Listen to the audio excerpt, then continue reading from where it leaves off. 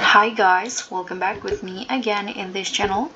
On today's tutorial, I'm going to show you how you can make a frosted pancake in Heartopia.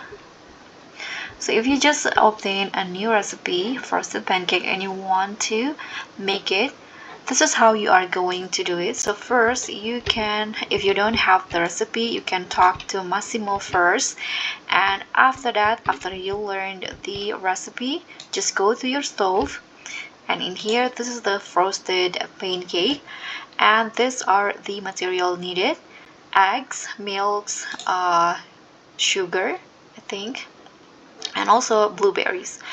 So you can buy this materials from these ingredients from Massimo, and this one for the blueberry you can collect them personally.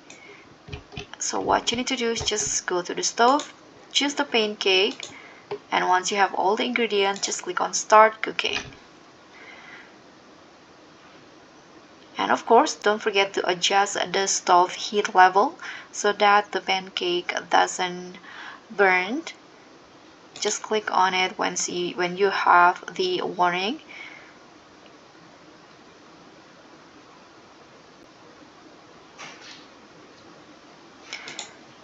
Click on it again.